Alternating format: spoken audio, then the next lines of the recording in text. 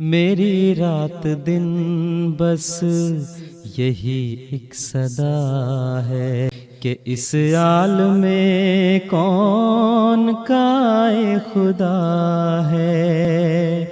उसी ने है पैदा किया इस जहां को, सितारों को, सूरज को और आसमां को।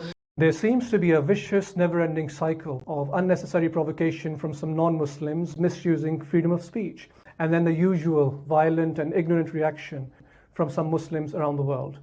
Does Islam punish blasphemy by death? What does Islam teach about responding to mockery and abuse?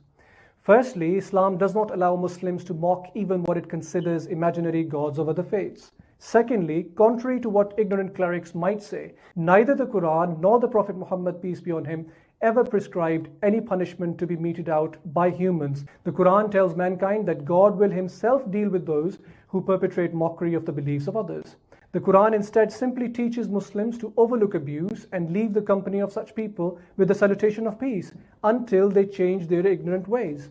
Finally, the life of the Prophet Muhammad, on whom be peace, is replete with instances of putting up with abuse and insult and forgiving even his worst enemies. Thus, he was given the title of the mercy for all mankind by Allah in the Quran. Dear Muslims, do you forget what happened when Abdullah bin Ubay blasphemed the Prophet? How did he respond? He rejected calls for Abdullah to be killed. When he died, the Prophet led his funeral prayer and gave him his own shirt for a shroud.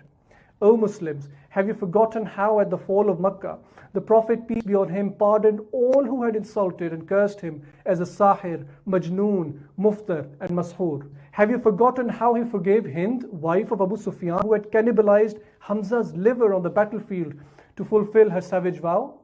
Have you forgotten his forgiveness of Habar, who killed his own pregnant daughter Zainab?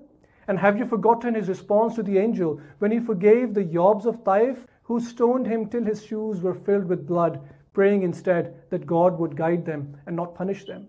That you have forgotten his holy example is the cause of your downfall. It is the reason for the coming of the Imam Mahdi and Messiah, Mirza Ghulam, Ahmad, on whom be peace, to return you to his true example once again. As those who have accepted the Imam Mahdi, we implore you, O Muslims, follow the example of the Prophet, peace be on him. Therein lies your eminence.